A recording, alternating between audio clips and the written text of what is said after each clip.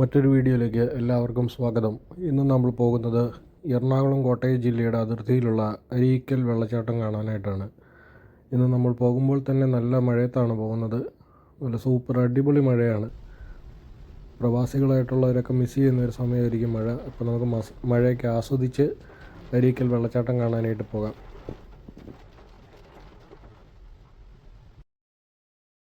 അങ്ങനെ നമ്മൾ അരീക്കൽ വെള്ളച്ചാട്ടത്തിൻ്റെ ഇവിടെ വന്ന് കാർ പാർക്ക് ചെയ്ത് ടിക്കറ്റ് എടുത്ത് നമ്മൾ ഉള്ളിലോട്ട് പ്രവേശിക്കുകയാണ്.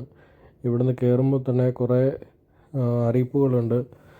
ടൂറിസം വകുപ്പിൻ്റേതായിട്ടും പഞ്ചായത്തിൻ്റേതായിട്ടും അനവധി അറിയിപ്പുകൾ നമുക്ക് ബോർഡുകളിലൂടെ വായിച്ചെടുക്കാനായിട്ട് സാധിക്കും. മെയിനായിട്ട് മാലിന്യങ്ങൾ നിക്ഷേപിക്കരുത്, അതുകൂടെ കുഞ്ഞുങ്ങളായിട്ട് വരുന്ന മാതാപിതാക്കൾ അവരുടെ ഡയപ്പറുകളൊന്നും അവിടെയൊന്നും വലിച്ചെറിയരുത്, ഇങ്ങനെയുള്ള കാര്യങ്ങളാണ് മെയിനായിട്ട് എല്ലാ പൊതു ടൂറിസ്റ്റ് കേന്ദ്രങ്ങളിൽ നമ്മൾ കാണുന്ന അറിയിപ്പുകളൊക്കെ തന്നെയാണ്. അപ്പോൾ മലിനമാക്കാതെ കാക്കുക. അപ്പോൾ പുതിയ വീഡിയോയിലേക്ക് എല്ലാവർക്കും ഒന്നുകൂടെ സ്വാഗതം.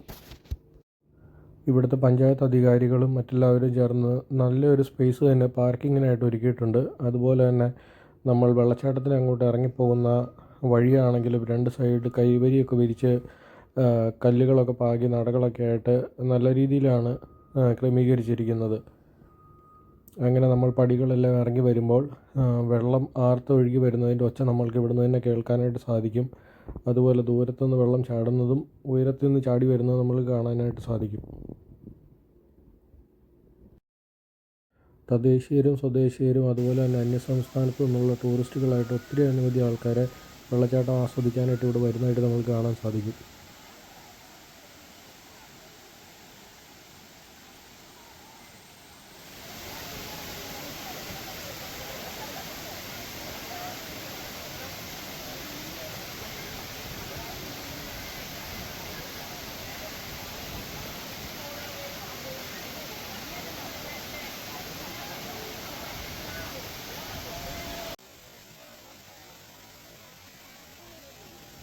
എന്നാൽ വിനോദസഞ്ചാരികളായിട്ട് വരുന്നവർ ശ്രദ്ധിക്കേണ്ട ഒന്ന് രണ്ട് കാര്യങ്ങളുണ്ട്. ഇത്ര ഉയരത്തിൽ നിന്നും ഒഴുകി വരുന്ന വെള്ളം ആയതുകൊണ്ട് തന്നെ പാറയ്ക്കൊക്കെ അത്യാവശ്യം നല്ല വഴുവഴുക്കലുണ്ട്. അപ്പോൾ അവിടെയൊക്കെ കയറി ഇരുന്ന് വെള്ളച്ചാട്ടത്തിൻ്റെ അടിയിലൊക്കെ കയറി നിന്ന് കുളിക്കാനും ആസ്വദിക്കാനായിട്ടൊക്കെ നമുക്ക് അവസരമുണ്ട്. എന്നാൽ സുരക്ഷിതത്വം അവരവരുടെ കൈകളിലാണ്. അതുകൊണ്ട് എല്ലാവരും അവരവരുടെ സുരക്ഷിതത്വം ഉറപ്പുവരുത്തി വെള്ളച്ചാട്ടം എൻജോയ് ചെയ്യുക.